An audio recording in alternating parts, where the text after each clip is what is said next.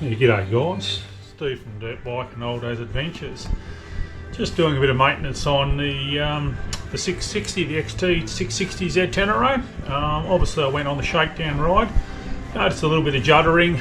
The engine seemed like it was a bit coarse or a bit rugged, and so I got on Facebook, as you do, and connected with a few people that have got these, and they suggested a few things. And one of the things I realised that it was far too highly geared, so it had the standard 1545 gearing on it. So obviously I've decided that's the first thing I'm going to do is obviously check the gearing. The chain looked in good condition, but when I actually inspected it properly, it was absolutely shagged. So new chain and sprockets, and I'm going to go to a 1548. I want it geared a lot lower, just so it's a little bit better in the bush. Tried to go up a snotty hill and was stalling it a fair bit and whatnot, and really it was comfortable doing about 120 k's according to the speedo, which is probably about 105, 110. So I probably want to just gear it down so it's comfortable doing it sort of 100 k's an hour, so I don't lose my licence, obviously. So obviously I've put the 48 on. I lost a chain on my last little trip, and I burnt a couple of these studs off, so I've just sort of tidied them up with a file and got that all nice, and I fitted my 48 sprocket for the rear. Obviously I've got a new chain and a new front sprocket to go on, but one of the things I've noticed is that that's a lot of movement in a Cush drive. So obviously I got on Facebook again and talked about, found out some information about these mods, and obviously there's a lot of movement in the Cush drives here. So you can see the rubbers are in place and they're all there, and probably they are looking a little bit flogged out. You can see if I pull one out, there's a fairly sizable dent there, so they are starting to wear. But one of the things that people are saying is that it's just simple to chuck some rubber in, and probably that's what I'll do. They're not totally flogged out yet, but I'm sort of intending to get another, maybe another 5 or 10,000 k's, or certainly another tyre out of them. So I've got online, had a look around, and people have just basically been building them out with inner tube rubbers. So I decided I'd have a bit of a muck around with that and see if I can get another 5 or 10,000 k's out of these rubbers, and then I'll buy a new set. But these ones aren't totally disintegrated, so I think I'll just try and see how I go with this method. There's a couple of different ideas floating around online, but I'm going to give you my version of what I think is probably going to be the best way to fix this problem.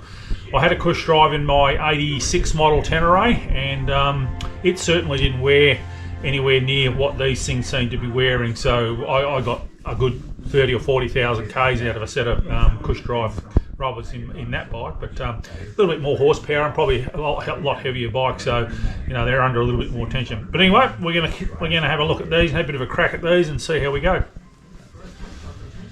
Righto, so I've had a bit of a look and a bit of a play with things, and sort of decided an approach. People say you need to put rubber on top of these, and people say you need to put rubber in between.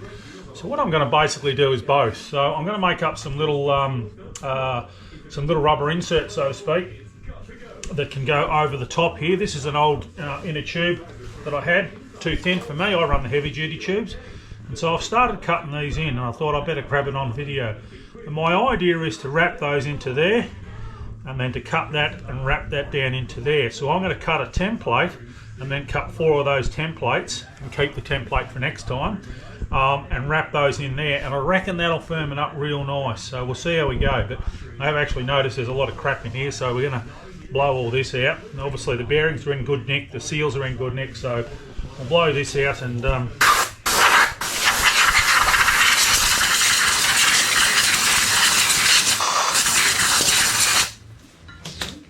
we'll start rebuilding some rubbers into here. As I say, these are a little bit worn, but there's still a bit of life left in them, I reckon. We'll see how we go.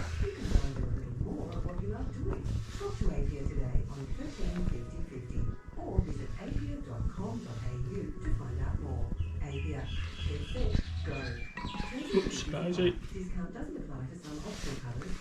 So I started cutting this one, and I thought I'd better turn the camera on.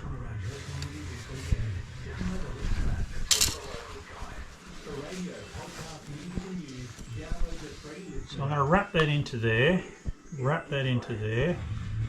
mark the edge of that rubber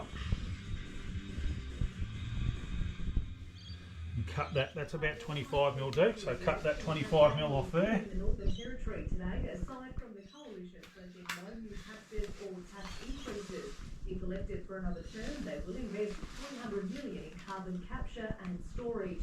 Labor will be outspoken its plans to help close the gap between First Nations. So I'm just going to make up these little inserts, I suppose you'd call them. That's actually pretty close now, probably a little bit long. I'll just trim the little inside a little bit there.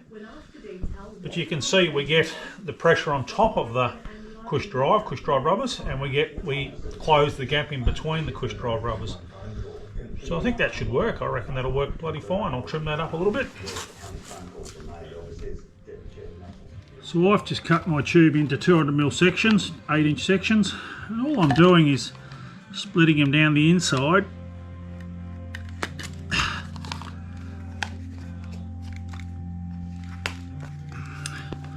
And then running with the radius of the tube, 4-litre paint can, a gallon paint can maybe, 4 litres in Australia. That's the outside diameter.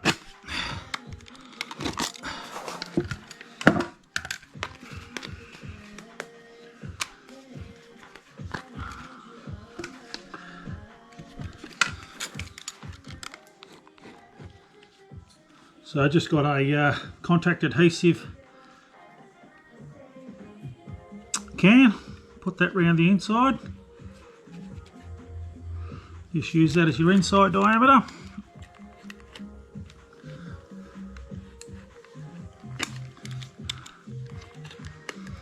And as I said, if your rubbers are a bit worn, you can always use a heavy duty tube. Mine aren't too bad, so, and then just cut these to length.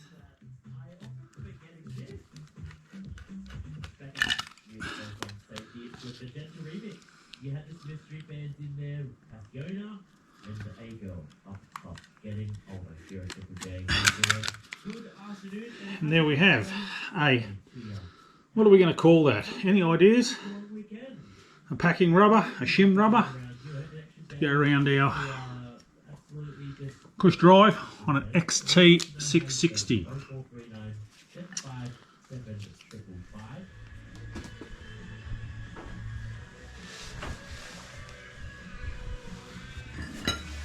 Will this work?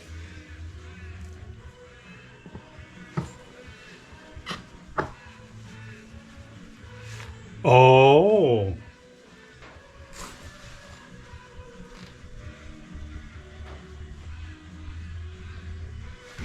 There you go. Is there too much movement in that?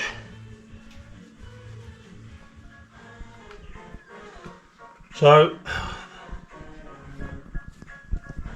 I went and grabbed a heavy duty tube that I had that was damaged. So the first tube I cut up was a standard duty,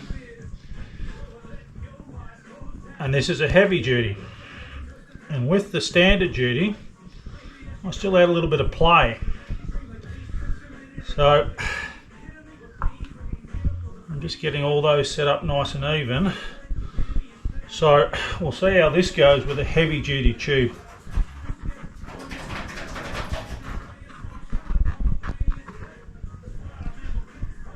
Oh, that's snug. I think that is snug. That's the go. That's probably got a mil or two of play in it, but you can also see it's just sitting up a mil or two in there, which I think is the goal, to really compress those when you clamp the swing arm onto the wheel, that you're really pushing down on those rubbers and compressing those rubbers. So I think we're going to run with that. So I'll keep these thinner ones for next time I buy a new set of rubbers. I might chuck them in with the new set of rubbers, or maybe when the new set of rubbers wear out, I'll chuck those in. But there's two different, we're going to call them rubber shims. So that's standard duty. I've put the heavy duty in. Obviously you've got a ultra heavy duty tube as well too, but I think by that stage you're just buying some new Cush rubbers. But there you go. That's, I think, a valuable lesson learned by me. I'm a new Tenere 660 owner. I'm going to keep all these little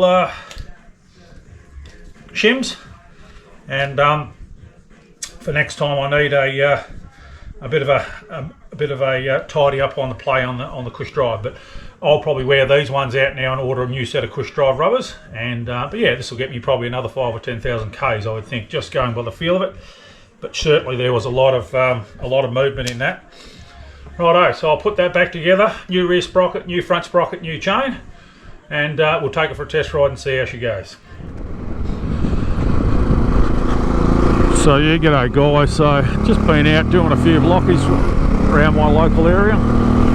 Just checking out this gearing and this Cush drive modifications.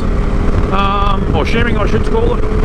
Yeah, all good. So the 1548 makes a lot more sense to the gearbox now. I'm going around most corners in third gear now, not dropping back to second. There is a little bit of a gap between second and third, so just gearing it down a little bit. So I've gone to a 1548. It's making a lot more sense to me. So yeah, it just gets it in a bit of a happier place at 100k. So I've got an app going on my phone, and I've worked out that the speedo is about 17 or 18 k's out when I'm doing 100 k's. So when I'm doing 121, I'm actually doing 103 kilometers an hour. So the speedo's that far out. But yeah, the Cush drive is feeling good. It feels a lot more direct. You're not getting that slop when I back off the throttle. So that's good. And yeah, the gearing I think is pretty good. I could probably even go to a 1550 possibly. What's old mate doing? I think we'll turn off. Old mate's in no hurry. So yeah, third gear around the corners. Power off beautifully. So yeah, much happier with that gearing. So yeah.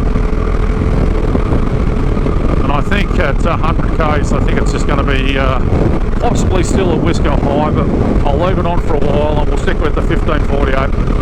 But all good. Cush drive feels much better. The bike overall just got a little bit less judder. Probably just feels like it's got a little bit more low down torque now. So, which I always feel like when you put bigger sprockets on the back, you get a bike that feels like it's got a lot more torque. It's probably just my suspicions, but anyway, that's what it feels like to me. But I'll head home now, and taking the wife out for a coffee. It's her birthday tomorrow.